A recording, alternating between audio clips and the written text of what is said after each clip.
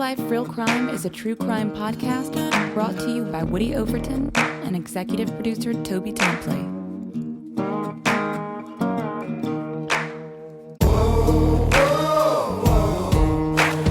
You have the right to remain silent.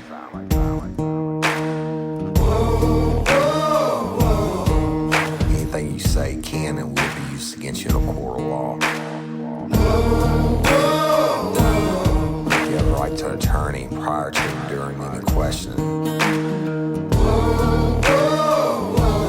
You can't afford one, the court will appoint one for you. You understand your rights? Your crime spree was over, son. Yeah, you thought you had it licked, but Detective Overton made you sugar turn to shit.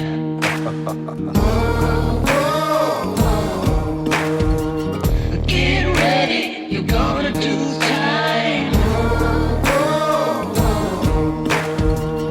Real life, real crime. Warning. This episode of Real Life, Real Crime, the podcast, may contain descriptions of acts of violence or that are of a sexual nature. It should be for people that are 18 years or older. Heed my warning, people. I did not get the facts of these cases off of the internet or from some television show. The facts we're retelling you were presented to us by the victims of the crimes or the perpetrators who committed the crimes against the victims. My description of the crime scenes are what I saw with my own two eyes. If you're gonna get offended, please turn this podcast off now. Thank you. Hello, everybody, and welcome to this episode of Real Life, Real Crime, the podcast. And as always, I'm your host, Woody Overton. And real quick, before we get started, I want to say thank you to everyone who took the time to vote on the People's Choice Podcast Awards. We made the finalists, or I made the finalists in all four categories that y'all voted in, which is one, Adam Curry's Best Podcast of the Year award. And y'all, that's out of over 2 million podcasts now they have out there. And 2 is Best Male Host of the Podcast. And 3 is Best True Crime Podcast. And 4 is Storytelling and Drama.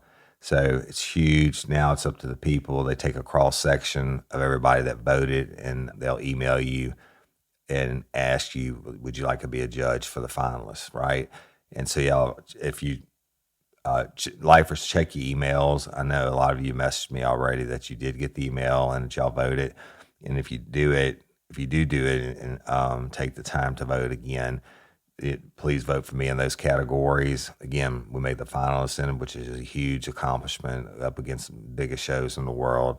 And I love you and appreciate each and every one of you. But also, if you can take the time to vote, make sure to vote for my buddy Jim Chapman with Local Leaders Podcast out of Livingston Parish. He's awesome. It's the only show that I'm a patron member of. And he made it the finalist for in the business category. So anyway, thank y'all for voting it. It's a huge, huge accomplishment. And the live awards ceremony will be on September the 30th, which is National Podcast Day. So that being said, let's get started because people don't like when I talk too much before the story, right? So here we go. First of all, let me tell you what happened. No good deed goes unpunished. And I upgraded all my microphone equipment and a new amplifier and all this stuff. And I was upstairs in my studio and I used it for the first time tonight. And we also got a new camera, y'all, which I don't have in yet. So I'm going to start videotaping each episode when I'm recording and putting it up on YouTube, but that's another story. So anyway, we're always upgrading and trying to improve. So I got the best in the world. I got the same mic that Joe Rogan uses and this amplifier thing, which I never had one before, but all this stuff. And I go up there and I knock out 2 hours of recording and I get done and take my chip out and bring it down and put it in the computer and I don't have a fucking thing. So I just wasted 2 hours of my life, which, you know, has happened to me in the past when I was a rook at podcast. I think 3 or 4 times I've probably recorded, and either I forgot to put the chip in, or I had my volume turned all the way down, or one time something wasn't plugged in right. And so I constantly learning, because I didn't know a damn thing about podcasts when we started, but constantly learning, constantly trying to improve. But so it finally bumped up to the best microphone, et cetera, and it was an absolute shit show. I have nothing recorded. So now I found out what the problem was the new amplifier thing, and now I want to apologize for sound. I'm not in the studio. I'm sitting in my living room where I had to take everything apart and dissect it. But that being said, it was the amplifier was the problem. So you're at least getting to hear this new microphone. I don't know what it's going to sound like, if it's going to be any better or not. Probably will, hopefully. But so just bear with me on that. So I had this big, long, new, horrible series that I recorded 2 hours on earlier, and it's going to be a big one. It's just a horrific story. But now I don't feel like doing it, right? So, and I'm thinking, well, you know what? Maybe I'll just tell an old Woody story and something to lighten the mood a little bit and give y'all something to laugh about. So that's what I'm going to do. Let's take it back. Well, you know what? Before I do that, I want to play you a clip of something, and this is going to set up this episode. And again, y'all, I apologize about the audio. I'm not in the studio. Who knows what kind of echoes and all that Toby stuff that you're getting. But this was sent to me this weekend by Maddie Reed. She's a lifer, and I laughed so hard when I heard it, when I watched the video. But you got to listen to this, and then it will set up my story that I'm about to tell. Actually, this story reminded me of a funny story that I wanted to tell, which I was going to put up for Patreon, but I'll do something else. So listen to this, y'all. It's funny. A belligerent passenger causing sheer chaos in the air. And it got so bad that flight attendants had to duct tape the man to his seat. Ever since masks were required on airplanes, flight attendants say that their work has become downright dangerous. Now understand something. I'm a flight attendant. That means I attend the flights. Sometimes our job has us attending to crazy people. If you push us too far, you're going to have to attend this ass whooping. You see, because on this particular flight, I'm sitting in the jump seat, and I'm just looking at him act a damn fool. He's spitting and cussing and going crazy. I say, that's enough. I got up and I walked over there, and by the way, this man smelled like a pack of Marlboro cigarettes, 4 shots of Everclear alcohol, and regret. So I know something's about to go down. At this point, he touching all over my coworker's breast. And where he f***ed up at is when he touched my titties, because I don't play that. So what I did is I took out the duct tape. I said, he got scared, started stuttering, say, hold up, wait a minute, something ain't right. I said, yeah, we about to mummify your ass now, boy. So we wrapped him up. Better than any Christmas present you will ever see. He won't be coming on no more Frontier flights at all. All right. So, y'all, she sent the lifer sent that to me, prefaced it with, before I watched it, and she prefaced it with, this would be you if you were a flight attendant, right? And I laughed really hard like everybody else, and I started thinking, shit, I have a similar story from way back in the day. All right. So we'll kick it back to, it must have been like, I don't know, 2001 or 2002, something like that. I was at the Livingston Parish Sheriff's Office, and I was on uniform patrol at the time, probably getting ready to transition into detectives. And I was already doing some narcotics work on the street and stuff on my days off and stuff like that. But I was also a member of the Special Response Team, which is just the politically correct way of saying SWAT. That's what they used to call it, Special Weapons and Tactics, and now they call it Special Response Team.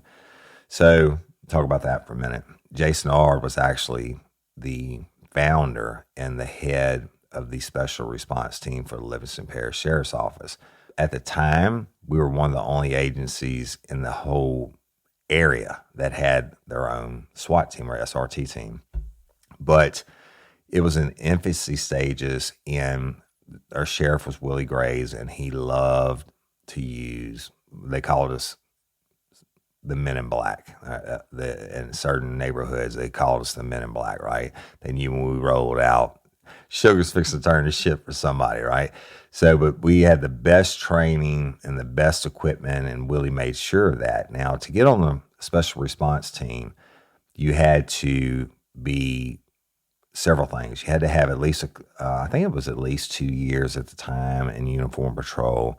Then you had to be really physically fit, and you had to be able to shoot like Annie Oakley, okay? But you just didn't sign up and say, hey, I want to be on the SRT team, can I sign me up? I got my time in and I'm physically fit and I can shoot okay. No, you had to go through a selection process. I mean, this is the creme de la creme. I'm going to tell you this, SRT or SWAT, that's who cops call when they get scared. Think about that. Regular people call 911 to send out the regular cops. When the regular cops go out and the sugar turns to shit, they call SWAT or SRT, okay? So it's a lengthy process. And let me tell you something. The application process and the interviewing, and at the time, I think it was, I interviewed before Jason Ard, Alden Thomasy, I think Brian Paul Smith, and Ben Smith. Ben Smith, he was a really dear friend of mine, and he's deceased. He got killed. Oh, Lord, you can probably hear my dogs outside. He got killed in a motorcycle crash. Rest in peace, buddy. But Ben was a hell of a cop, and he could shoot like nobody's business. And at the time of his death, he was actually over the training range and the firing range and all that for the sheriff's office. And he and actually, my first day ever, when I started at the Livingston Parish Sheriff's Office, I rode with Ben for 2 days when he was my field training officer. So anyway, Ben, rest in peace. So you go in, and of course you're nervous, right? For this application process, you want to get on, but hell, it's tough. And they weren't getting paid. There was no extra money back then. It was strictly volunteer. But go in on the process, and they ask you different situational type questions like, whatever would you do in this one? Would you do in this situation? I remember Ben asking me, he said, you go into the Waffle House, which I never did, y'all. I think I ate the Waffle House twice as a cop. Waffle House and cops are almost like cops and donuts. But he said, you go into the Waffle House, and some guy gets up and he takes a girl as hostage standing about 4 booths away from you, and he puts a gun to her head. He said, what would you do? And I'm like, shit, I'd shoot him. I mean, he said he's going to do it. You don't really have a choice, like to wait for negotiators to come and stuff like that. What would you do? I said, well, I'd have to shoot him. And he said, and let me tell you something, Ben was tough. But we became better friends as time went on. At the time, though, I didn't, hang out with him or anything like that. I just knew him as, he was a hell of a good cop, but he was a hard ass. And most firearms instructors and trainers really are like that, but he's hard about business, but more than fair and an awesome friend. But he said, I said, I'd shoot him. And he said, you think you can make that shot? I said, shit, I know I can. And he was like, that's all I needed to hear. And I think Alden Thomas asked me how to spell patience, and I got it correctly. But anyway, long story short, I got accepted to the team. Now, when you get accepted to the team, they train extensively on their days off. I'm not going to tell you how many teams and all that, but I don't really want to give anything, but I'm sure it's nothing you couldn't look up online.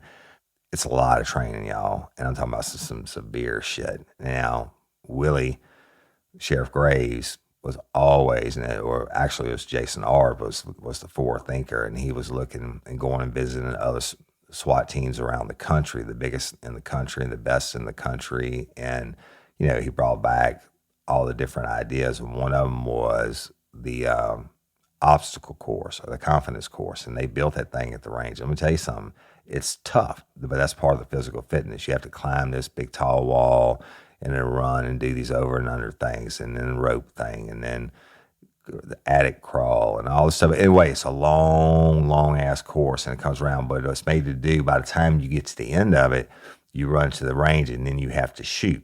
and shoot well. But what it does is it simulates it tries to simulate what your heart rate will be like when you're in a shootout situation. But Willie always bought us the best stuff. We had the best equipment. But I'll tell you, my very first SWAT call out after training, I'll never forget it. We were going to serve 2 narcotic warrants at the same time in an area. We're hitting 2 houses. We had 2 different teams going to hit 2 different houses at the same time because they were believed to be related. And the dope was going to be in firearms, was going to be in one or the other, and they didn't want one of them calling the other one, or somebody's sending word, hey, y'all destroy your shit, the men in black are coming, right?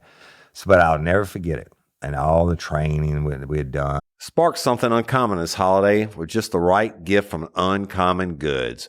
The busy holiday season is here, and Uncommon Goods makes it less stressful with incredible hand-picked gifts for everyone on your list, all in one spot. Gifts to spark joy, wonder, delight, and that's exactly what I wanted feeling. Hey, y'all, I ordered a super cool piece. It's a candle with a sculpture of LSU's Tiger Stadium on top of it. And each officially licensed laser cut wooden replica features up to 4 layers of detail, creating a bird's eye view of a specific football field, seating section, and more. And every label includes your stadium's name, the team's logo, and school location. And it has a coconut, soy, vegan wax infused with sandalwood smell that creates tailgates and touchdown scent profile, reminiscent of game day. It's invigorating like fresh cut grass and nostalgic like smoke from a pre-game grill, and calming like the crisp autumn air of a new semester on campus. Y'all, I love it. I have it at the base of my TV, and I'm ready to watch the Tigers play on Saturday night, right? Uncommon Goods. Look, when you shop at Uncommon Goods, you're supporting artists and small independent businesses. And many of their handcrafted products are made in small batches. So shop now before they sell out this holiday season. Uncommon Goods looks for products that are high quality, unique, and often handmade or made in the U.S. They have the most meaningful, out of the ordinary gifts anywhere. They even have gifts you can personalize. From holiday hosts and hostess gift to the coolest finds for kids, to hits for everyone from the book lovers to diehard sports fans. Uncommon Goods has something for everyone, not the same old selections you can just find anywhere. And with every purchase you make at Uncommon Goods, they give $1 to a nonprofit partner of your choice. They've donated more than $3 million to date. So to get 15% off your next gift, go to uncommongoods.com/RLRC. That's uncommongoods.com/RLRC for 15% off. Don't miss out on this limited time offer. Uncommon Goods, we're all out of the ordinary. Hey ladies, are you feeling overwhelmed by hormonal changes? Well, you're definitely not alone. There are more than 1,000 hormone disruptors living in our environment right now. It's in your food, your water, the air you breathe, the clothes you wear, your skincare products. They all mess with your hormones. Then there's the natural hormone changes your body goes through, premenopause, menopause. And while it's a natural process, it doesn't mean you have to suffer through it. The good news is you don't have to suffer through it anymore, because now you have Hormone Harmony, a formula made only with herbal ingredients that are shown to reduce hormonal symptoms in women of all ages. Hormone Harmony is not just a hormone support and supplement. It's become a phenomenon. Women can't stop talking about it on social media. A bottle of Hormone Harmony is sold every 24 seconds. And the biggest benefit? Well, my wife says it makes her feel like her own self again. And that's what women mention over and over in the reviews. And there are over 30,000 reviews for Hormone Harmony. And for a limited time, you can get 15% off your entire first order at happymammoth.com. Just use code RLRC at checkout. That's happymammoth.com and use code RLRC for 15% off today. That's happymammoth.com and use code RLRC. And everything else. And you have a certain position, a certain thing that you're responsible for. Each person does when they get out on these. This would have been a no-knock warrant. I will never forget leaving a rally point, which is where You set up ahead of time, get all the information on the target and what you're about to hit, et cetera, or who the bad guys might be, or any intelligence they might have about weapons or doorways or, entryways and exits from the home, and who's going to be on perimeter and who's going to hit the door, et cetera, et cetera. I would never, ever forget loading up. They just had a van back then. Now they got trucks and specialized trucks and everything else. I'll never forget loading up, mounting, you got all this gear on, the bulletproof vest with the rifle plates in it, and all your ammunition, and you got your long barrel gun, which is, I carry the shotgun, and just, you got your Kevlar helmet on, and, everything, knee pads and elbow pads, you got all this stuff on, and you're rolling out and look the whole time I was suiting up, I'm thinking I'm going to go play a football game, right? I mean, it's that, you're that juice, but you climb on that truck, or actually we climbed in the van because we had two different vehicles. This one, I climbed that van, I will never forget it. And it wasn't 10 minutes from where we rallied at and got dressed at.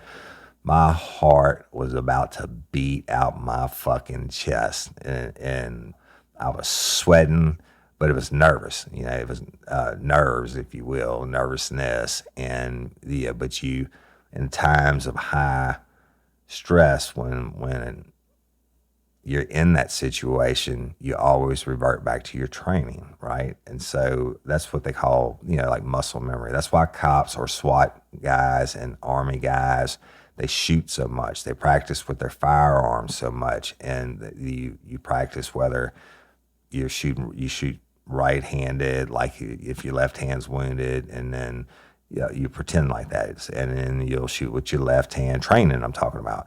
Shoot with your left hand, pretend like your right hand's wounded, because you don't ever know. You might get in. They try to cover every scenario.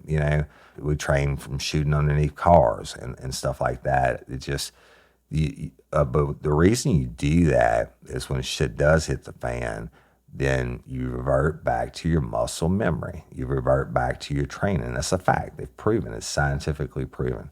So, but I'll never forget all the training that I had. Now I'm ex-military and everything, and I've been in some, hairy ball situations, right, that people would pay to never go into, but it didn't matter that first time. And I'm in that van, and my stomach is flipping nuts, and I'm sweating, but I'm juiced. I'm jacked up, and we're going to get the juice. And of course, we did it, and everything worked out fine. These guys, I think it was Terry Malawson, they got killed. Baton Rouge officer got killed serving a high-risk warrant. And stuff they do every day was narcotics and shit. And they got shot to death, right? And then at some point on the SRT, it's not like we took them more serious, but they started using it more and more. Like for every felony warrant where I just used to roll out in the blue and white and try to get a guy up, let's say John T. Wilkerson and I, or John Laudermill, and I say, hey, John, he was my supervisor at the time. I'm like, hey, man, I got a felony warrant Kearney gave me. And he's like, oh, I'll come over later on when it slows down and we'll go get him, right? That after officers started getting killed more regularly in the line of duty, they started using SRT for everything, okay?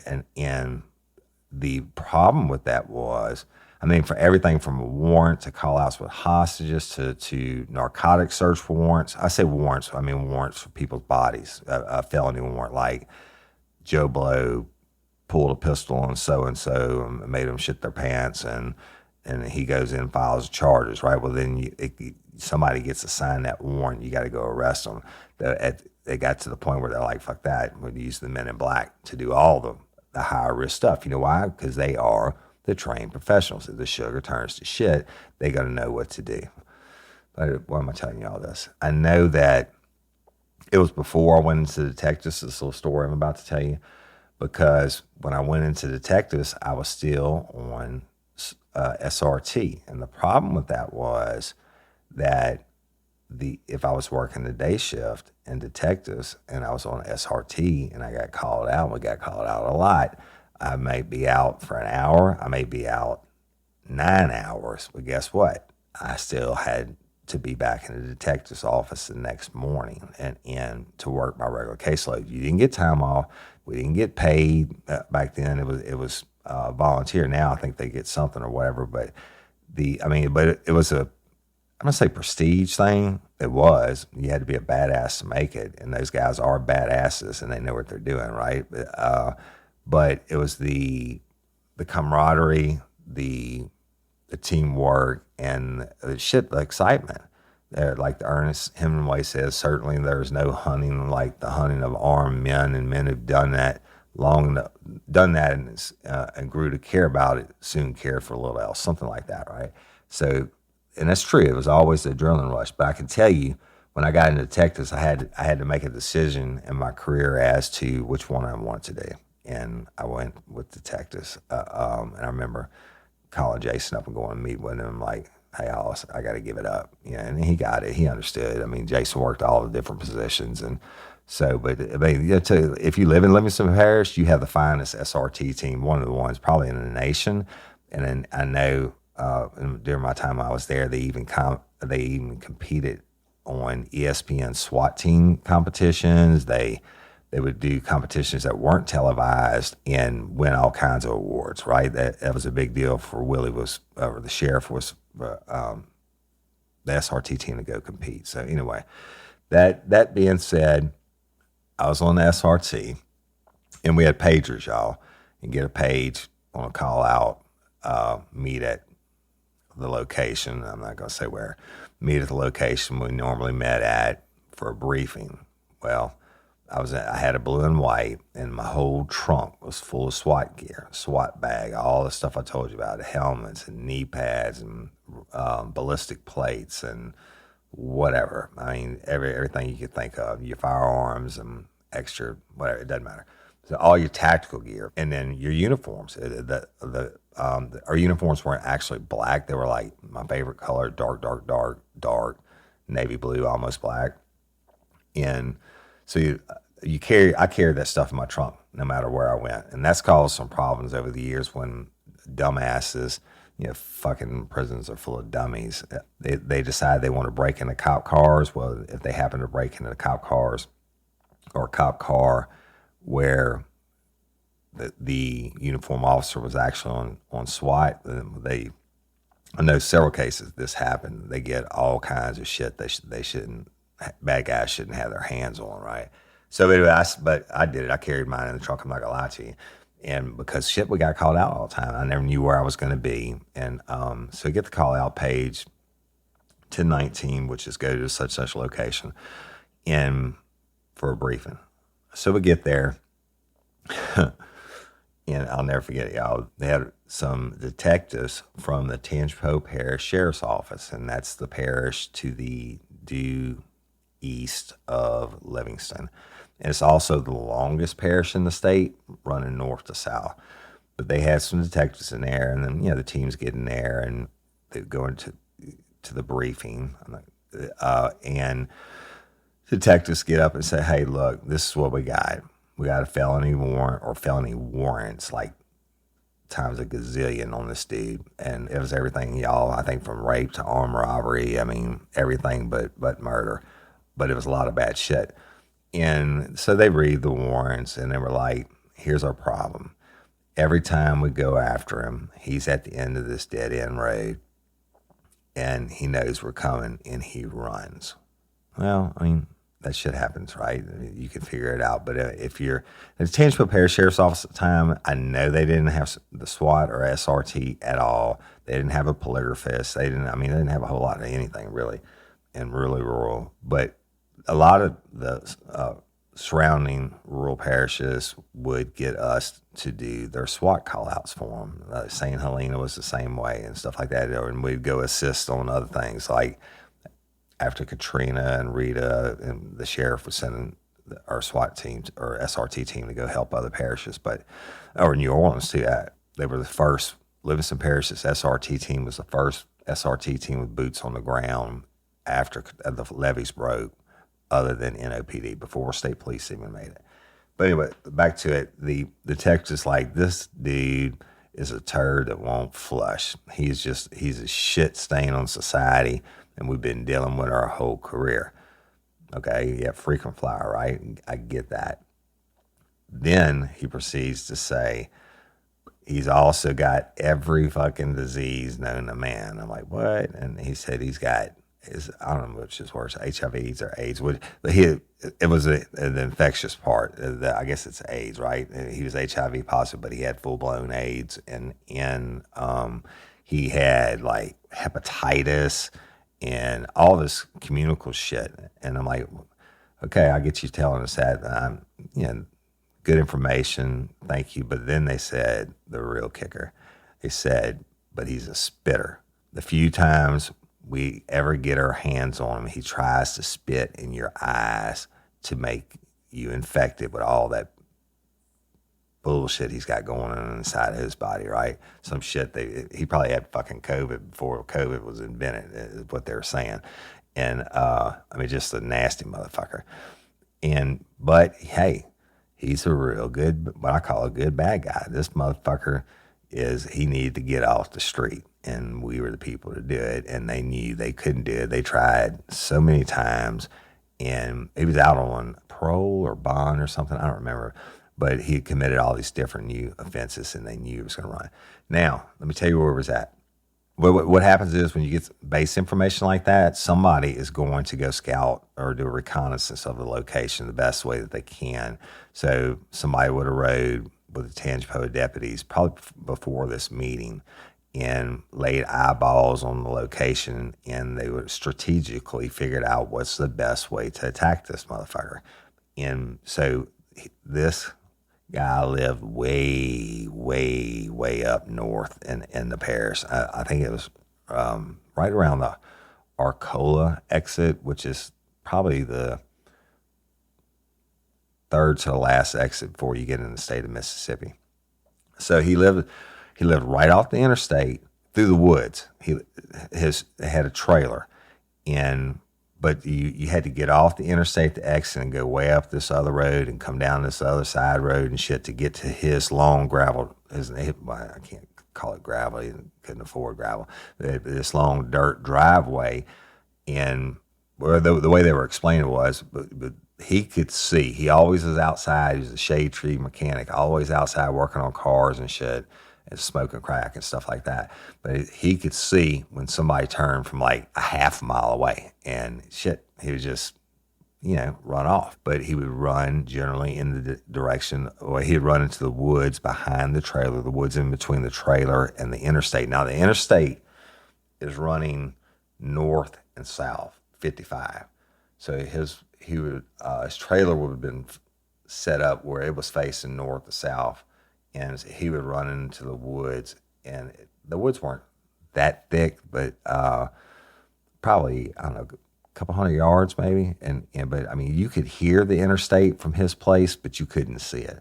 But he got away every time, and they were tired of fucking with him. So they set up, and they give us, the stuff on location. So everybody, kind of kicks the can on the ideas of what to do with them or how to approach this place. Well, so what we came up with, we were going to sneak in daylight hours, and we were going to go in one team from the interstate and sneak in on foot with the K9 and set up on the back side of the trailer where we could see them, and then we were going to call the other team to come in from his driveway or whatever you want to call that piece of shit, rutted up thing.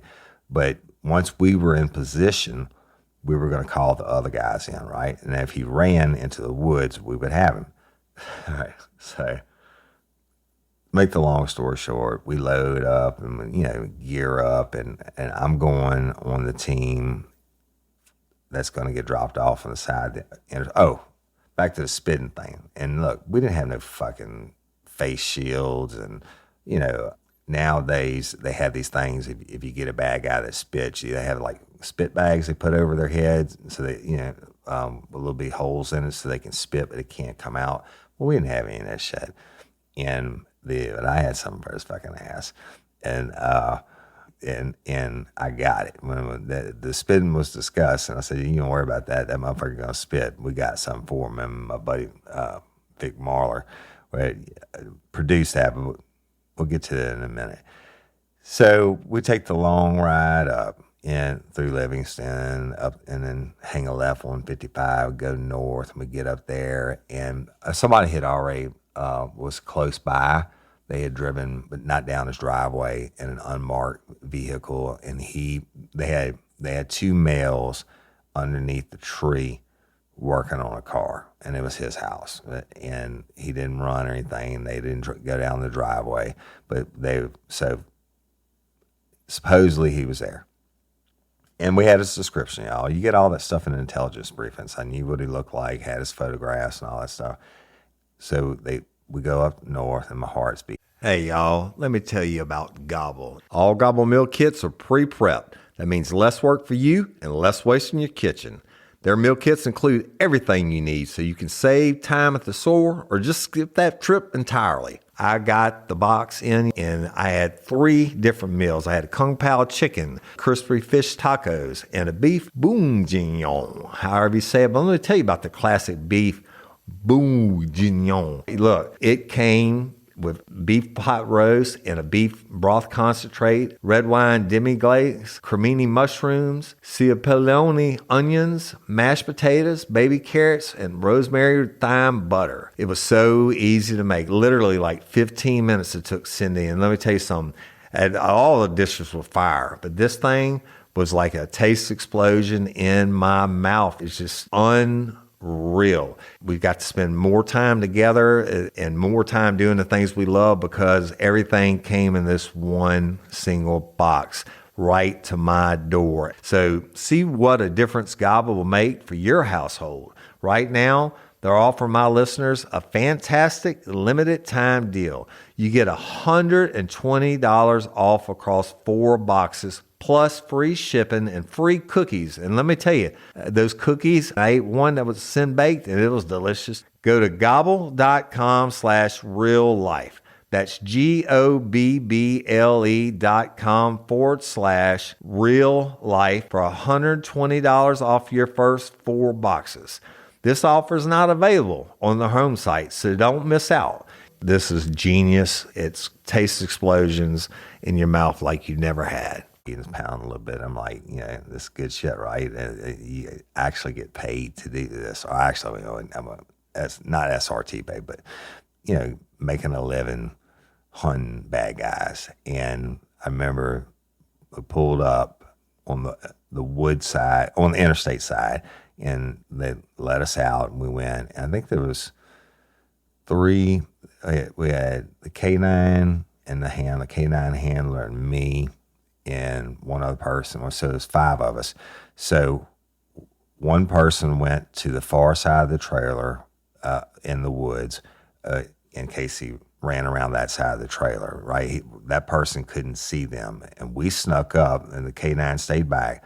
And we snuck up, like literally crawling on our bellies until we got close enough to, and we could hear them talking, and they were playing some music, and kept crawling up, sneaking up, and then we were able to put eyeballs on them down in the prone position, laying on our bellies, and put eyeballs on our guy and another guy by the car. And look, this guy always was armed, so we were expecting a possible shootout. And I think he was on parole when he was backing up like a lifetime, right? And he would hit the 3-strike felon and everything else.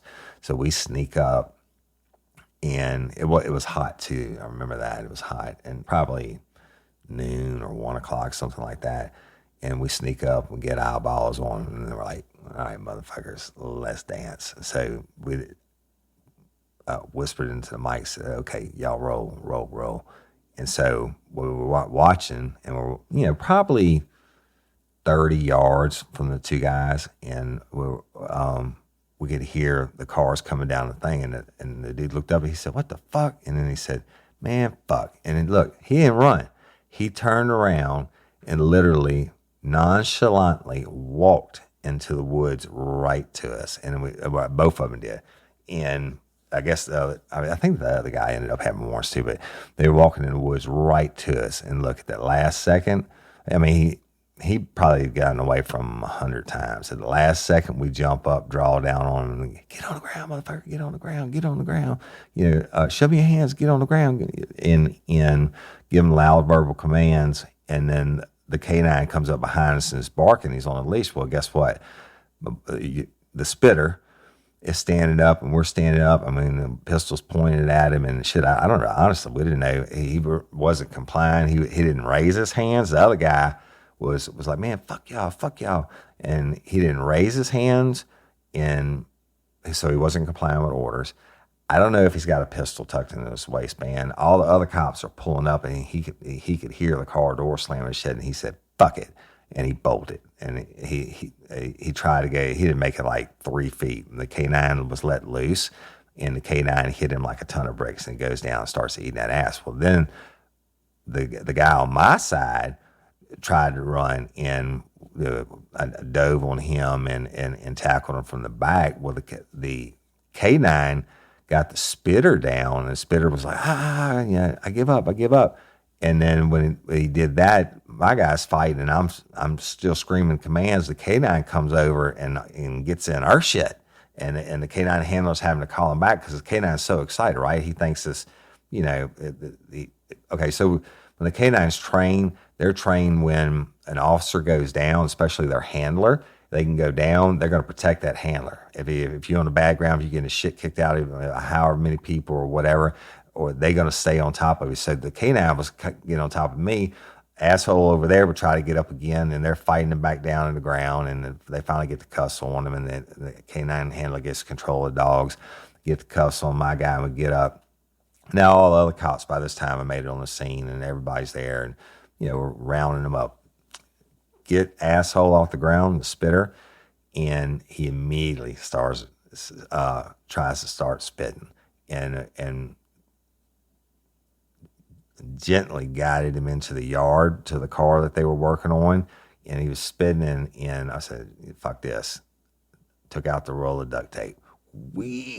However that guy did it on that commercial I played for y'all in the beginning, stretched that bitch out. I said, you can spit, motherfucker. I said, turn his head to the side, and somebody put their foot on his head to pin it to the car so he couldn't spit, and I started from that side. I got it on that side of the mouth, and I said, turn his head the other way, and they turned his head the other way, and I taped it, and then I took that tape, and I fucking, just like that guy said, I don't think I mummified his ass. I'm talking about wrapped it. Now, here's the problem.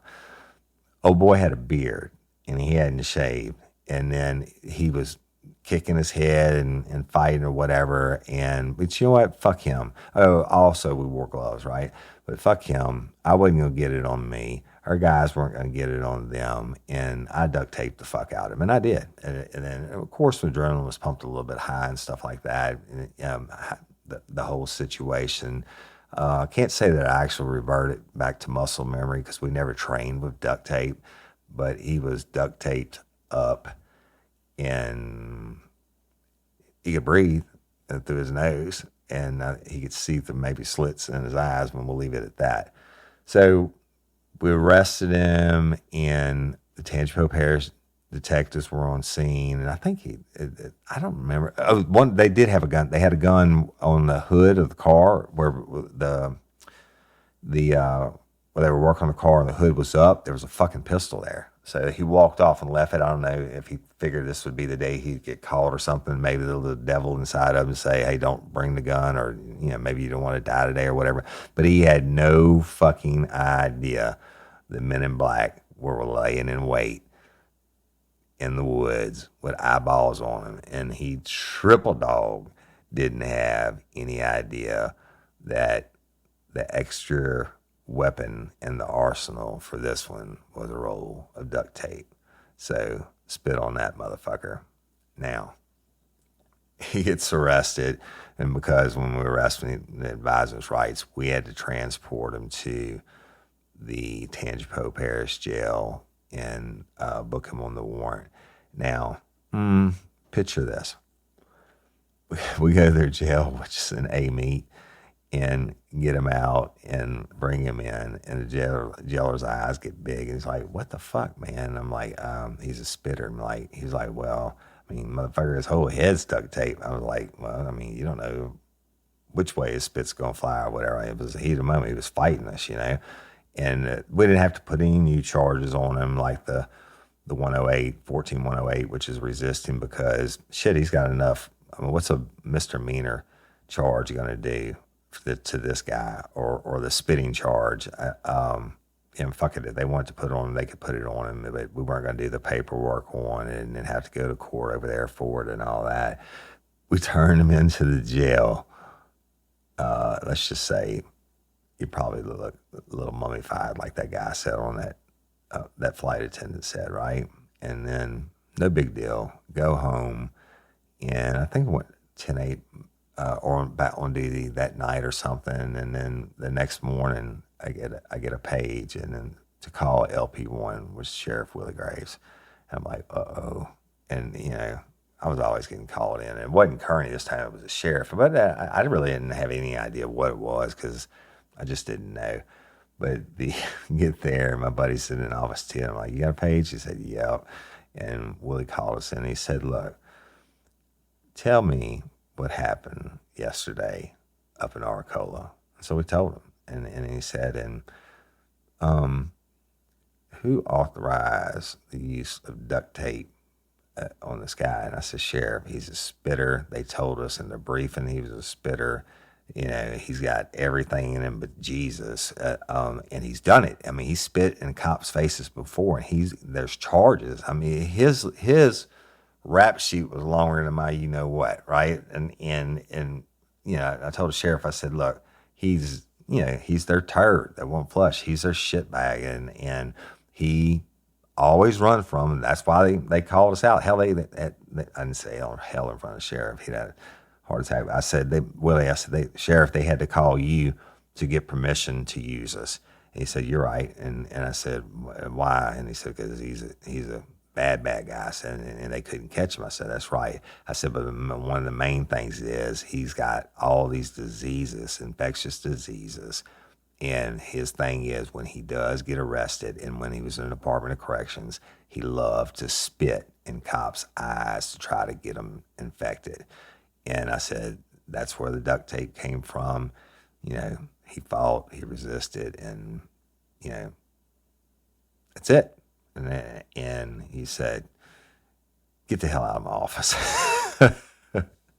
So I never heard any more about it. So I'm sure, I don't know if the deputies at the jail filed a complaint or this dude filed. I'm sure the guy filed a complaint. I can guarantee you he did. But I can only imagine when they booked his ass in, they had to rip all that tape off of him and pull all his facial hair out and all that, and his head hair probably, and whatever. So that's getting called on the carpet, y'all, when you get called in for the boss man for something that you did when you were on duty.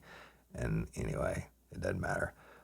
But thank you, Maddie, when you sent me that thing the other day, I was like, oh my God, I got to tell that story. I hadn't thought of it in 20 years or 25 years or how long it's been. So again, I started this new horrible story tonight, and I'm glad to get to tell this. And I messed up the microphone, obviously. I'm not in the studio. I'm trying to dissect this problem on this new equipment. But in a way, I'm thankful that it didn't work earlier. Those 2 hours are lost in space somewhere, but doesn't matter. I'm thankful it didn't work because I'm glad just to get to sit down in front of the microphone and be Woody Overton again. So there you have it. And that's it. So real quick, some announcements. I think the app, y'all, should be out in beta testing phase before you get the episode this weekend. Patreon members, y'all get this episode Tuesday or Wednesday. I'm not sure yet. Oh, we're going to Courtney Coco's pre-trial hearing on Wednesday. If something stupid goes on in court, I'll do an episode on that and delay this episode. So justice for Courtney Coco. Miss Barbara Blount, please continue to call in your tips. This damn COVID Louisiana's leading the nation, and again, it's shutting everything down. It's screwing us again, but we're not going to stop. And justice for Barbara Blount. And somebody out there knows something, y'all, or they know the information that we need to be able to do something with this case. And then we'll leave it at that. The app, when it comes out, y'all check it out. It's not just an app where you go to listen to real life, real crime episode. It's going to have everything on it, from games to the store to extra story. It's too much to even talk about it, but it'll be everything that we have now on all these different pages and websites and Instagram and all that stuff. Everything will be in one place. And so we're really proud of it, and we hope you enjoy it. And yes, it's free. If you want to get some of the extra add-on stuff, that's cool too, but it's definitely free, and you'll enjoy it even if you don't ever upgrade to anything else. So that, and thank you again for the podcast awards. I'm blown away that we were in 4 categories and we made the finalists for the 4 categories. So September 30th, we'll find out. But when y'all voted, they asked you, would you be willing to be a judge, a finalist? And they do a random selection out of the millions of people that voted. They do a random selection of people, and if they'll send them an email and they say yes, that they'll vote on the finalists, and then they go in and listen and vote or whatever. So y'all check your emails. If you get that, please vote for us, and I appreciate it. Dallas, Texas, y'all, or Arlington, y'all know I canceled the show that was supposed to be this upcoming weekend. Shit, man, I'm so tired of COVID. I'm not even gonna get started on it. The Memphis show still remains to be seen on how COVID's rolling. So tickets are on sale for the Crew Bash, February 4th and 5th if you're VIP. February 5th is the regular show at the Texas Club, and they're on sale at eventbrite.com. There are not many VIP spots left, I can promise you that. And the VIP will cover the full Friday night and get you the early entry into the Texas Club. But if you want that, you got to get it. And of course, we're going to have the hotel code. I think it's RLRC at the Capitol Hilton. That's where everybody will be staying, if you so choose. But the LOPA, Louisiana Organ Procurement Agency, y'all, my people, man, I'm just telling you something. Those people are doing some really special work. And if you're not an organ donor, take a moment, go to lopa.org and register. It takes like 2 minutes. And if you are a fan listening from Brazil, you don't have to be from Louisiana to sign up. You go to lopa.org and sign up to be an organ donor, give the gift of life, sight, all those other great things, right? That's it. And I'm Woody Overton, your host of Real Life, Real Crime, the podcast. And until next time, or ever, don't let me catch you down on Murder Bayou. Peace. Get ready, you're gonna do time. Real life, real crime. Real Life, Real Crime is a true crime podcast brought to you by Woody Overton and executive producer Toby Templey.